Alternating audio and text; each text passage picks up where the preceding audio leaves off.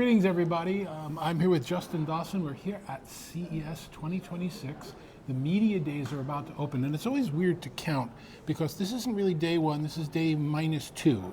And then tomorrow, Monday, is day -1, and then Tuesday is day 1, but we've already been here for 3 days, so it gets really confusing. It does. It gets confusing what day it is. It gets confusing what hour of the day it is because What city are we in? What city are we in? And what time zone? What How meal? how many times did you wake up last night, Dave? A few times in the middle of the night, but it's just because we're exhausted doesn't mean the show isn't going to happen. But in any case, today we were looking at a couple of the private media events. The first one happened today from the team at Uproar. They do a really nice job there. They did a really nice job, yeah. And as well, like when you have only visited Vegas a couple of times, not as many times as yourself, David, like being able to see the view out that window. Oh yeah, they were up at the top of the Mandalay Bay. It was very nice to look at the strip and the airport and all the rest of it. A couple of the products that they had there really interested me. They had one there which is a translator, standalone translator, which is something I've tracked for many years, but they're now doing context. So if you're getting a translation from somebody or a photo of something or an image and you don't know what it is, you can actually use the translator to say, what is this? And it'll go out to a large language model and give you some information about what it is. I thought that was really cool. I like that. I loved the healthcare tech that was in a couple of the rooms. Two devices, one for like measuring your stress, and then Elamind, where the video will be shown where I actually did fall into a light sleep within 4 minutes. Like, this is a headband that you wear around your head. It's playing white noise.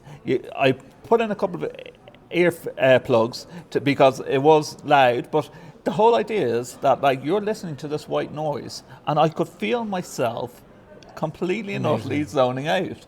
Yeah, and now, granted, I was wearing an eye mask and whatnot, but you could feel yourself zoning out. This white noise decreases as you get into a deeper sleep, and the whole app shows you how long it went. Really? It was fantastic. Now, I'm sure you experienced the same thing as I did. I must have spoken to, without exaggeration, about 20 exhibitors just today. That's nothing for this show, but for today, for an hour, that was pretty good. Every one of them started, we have an AI.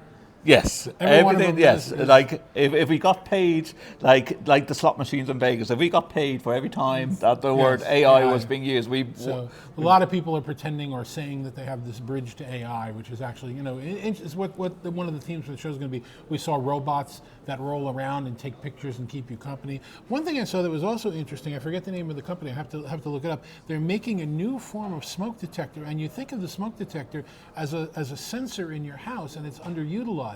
What if it had a camera? What if it could test for all gases, CO2 and natural gas?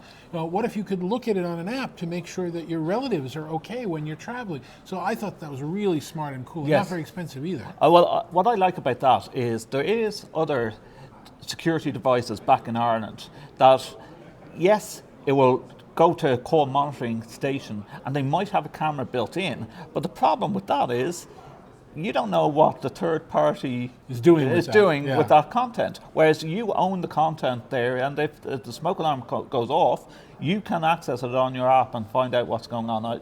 And the difference of they had different devices for like in the garage where maybe someone might like to have a secret cigarette from time to time, and it's measuring the heat rather than the smoke. Well, we don't have secret cigarettes in my house. Neither do I. It's much smarter devices, and we like that. There was also a company called Agoyu, Agoyu. I want to get that right. That's making an aggregation of a travel app.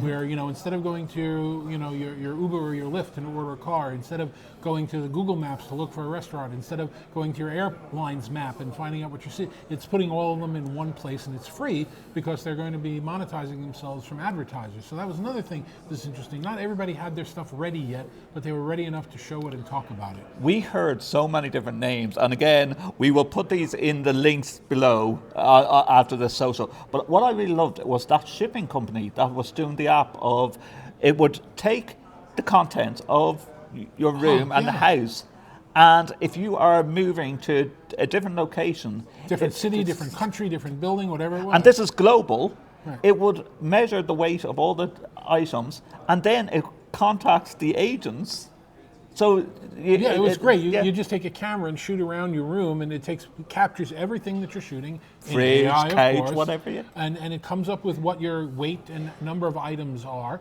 and then it'll let you contact movers, and you can have the movers bid on the job.